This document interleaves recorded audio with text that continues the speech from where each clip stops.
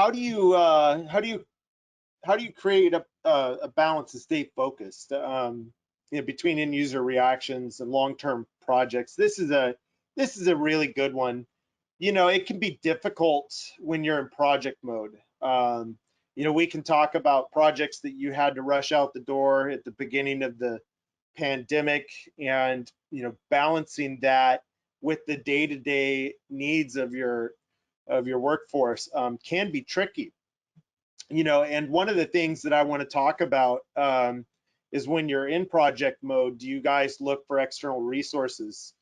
So that's a really, sometimes that's a delicate conversation, right? Because that means budget impact, it means approval. Let's talk in depth about that, how you guys maintain that balance in project mode. James, you want to take this, sir? Doesn't matter. I could touch on it. Who wants to go?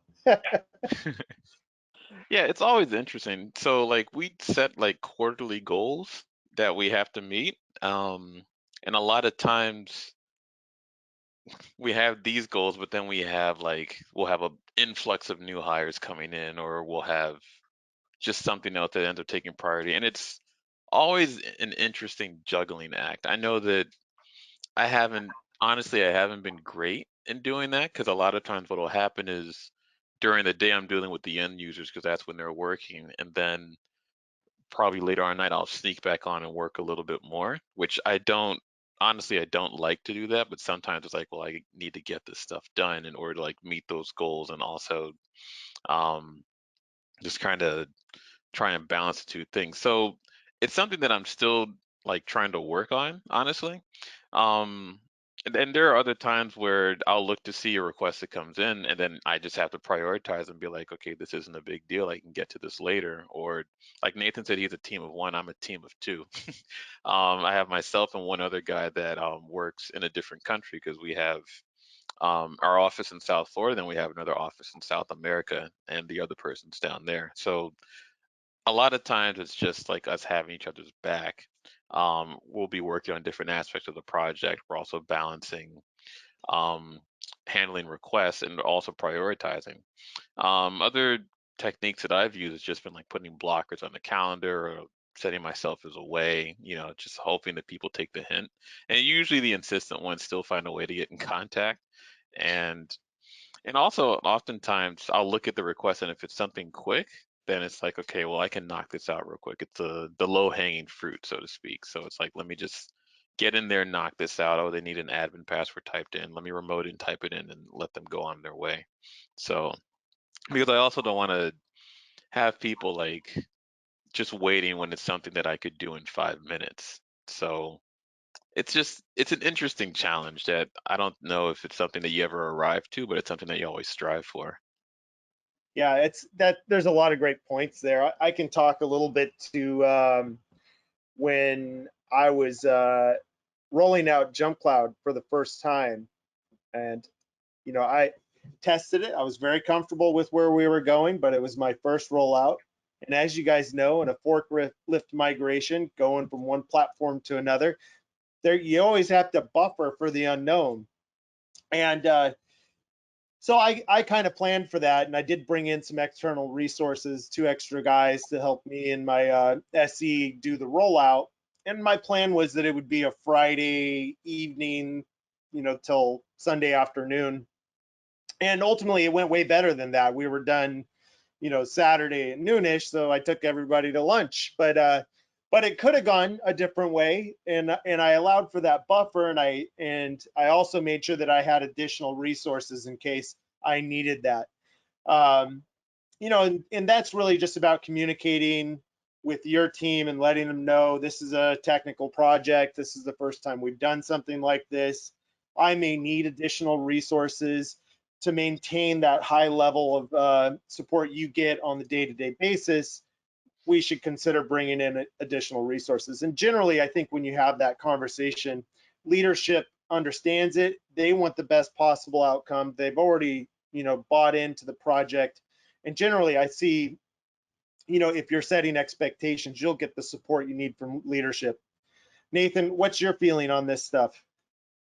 I agree with a lot of what both of you have said. It's same in my boat, right? I think to elaborate on one of the things that James said is when you have something easy, air quotes, come in that you can take care of quickly, that's something that I tend to do and is important to me, partially because for me, like if I end up having more than 10 tickets active at a time, it starts to feel overwhelming, right? So it's partially for my own benefit to just take care of that, get it through the system and done, but it's also for the end user, like James was saying, like, does it make sense for me to just put something off because it's not super critical, but it's still impacting an end user? So if I can take care of it quickly, Right. keep their satisfaction higher, I think there's a benefit that's not always recognized in that, because sometimes you weigh that against focus time for a bigger project, right? And you're like, well, you should have been focusing on this, or I wanted to focus on this, but there's a value to like popping over and taking care of stuff quickly, even if it slightly disrupts like that focus time. So that's something that I really try and do. And I think overall it helps everyone. Like to an extent, like if that gets too much, yeah, it breaks up your focus and the project can drag on. But like that's where blocking out time on my calendar is a big thing that I do. And oftentimes those things will shift throughout the day depending on how priorities change or what things pop up. But I think the like physical act of putting it on my calendar helps me like prioritize and like understand how much time I have in the day to do different things. So that's been very helpful for me. And then I think kind of what you were saying, Zach, with like talking honestly with leadership when you need something, it's great. I think in IT, we often get the kind of feeling that we can do tons of things with not a lot of resources, and that's generally true. But I think speaking up when you actually legitimately need those resources is important. And if you have a track history of turning over projects, doing the good work, they're more likely from a leadership budgetary standpoint to give you the things that you need. Yeah, that's a great point, Nathan. I mean, that goes back to building your brand and being trusted. So that happens early on in your tenure at an organization. You build and you build, and that brand affects, the willingness of the users to come to you. It affects the leadership's trust in you and what you can ask of them. And I think it's that two-way street, working at that trust and giving that trust. That actually reminds me of a just during the pandemic, we changed our phone systems and we also moved to JumpCloud, as I mentioned before, from Active Directory, but while being remote. And it's just like, how are we going to do this with all of our users all over the place? And also, just to add to what Nathan was saying, a lot of it also comes with setting like realistic expectations. So I think a lot of times what happens is also, like you were saying, Zach, like when you're testing something and everything goes according to plan, it's like, okay, well, this in reality should only take me like 5 or 10 minutes to do, So then, and sometimes we can be naive and go to our leadership and say, oh, well, this is the best case scenario time frame, but it's never best case scenario when we're dealing with this technology. So one thing that has helped me is just to give like a more realistic time frame and to include time to mess up and include time to say, oh, there was a better way for me to be doing this all this time. So it's just being Yeah, better guys, at estimating time. that's great stuff. Yeah, I mean, estimating time, that's a big part of project planning, but there can be wrenches thrown at you that you can't expect. I was doing a cloud migration from an on-prem exchange to a cloud-hosted exchange with Intermedia back in 2010, and right in the middle of moving my PSTs up to it, power went out for 4 hours. Ah, And that's man. kind of non-negotiable. I need power, and I did have UPS, substantial UPS, but not 4 hours. So look, we got an interesting question that goes back to something we were talking about earlier. what platforms are you guys using for ticket submissions, communications? This person finds that in their company, they wish they had less channels or apps for communication with end users because it's something that it becomes hard to track and overwhelming. So yeah, unifying on a communication platform. I mean, look at us. We've got Google Chat, or you got Teams, or you got Slack and Zoom. So there's communication that can happen everywhere, but that's not usually conducive for us in ticketing. So yeah, let's talk about that. So we're using Fresh Service internally. That's been a great platform for us because one, the ticket management is just robust. Like there's a lot of options, a lot of capabilities, automation that can be built into that. So it's been really helpful.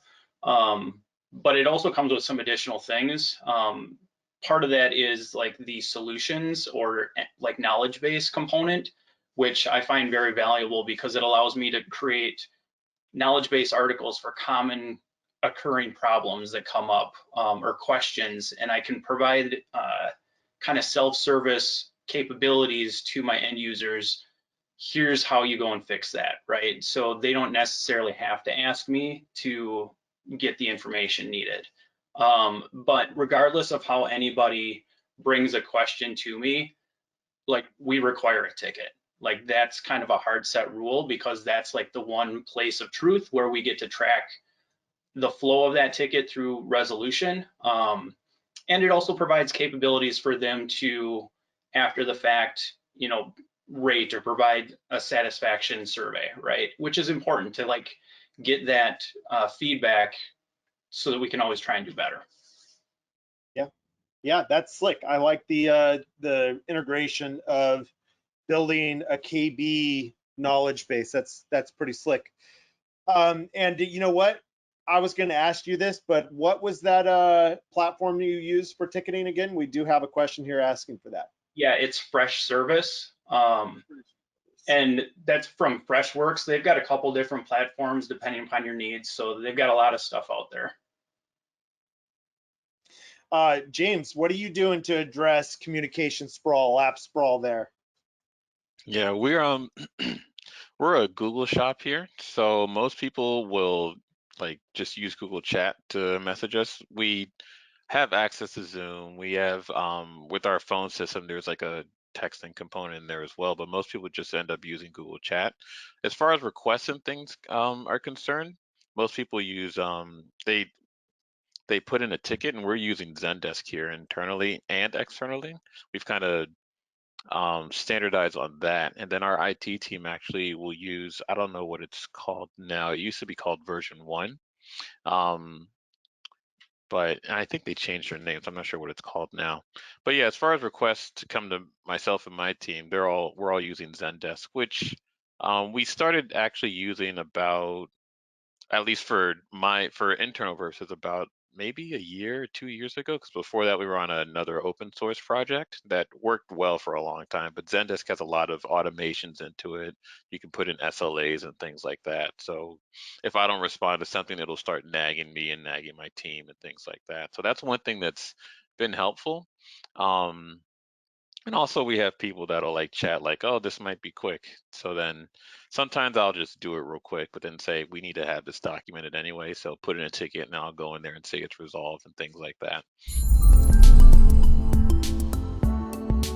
Please subscribe and check out more content from us.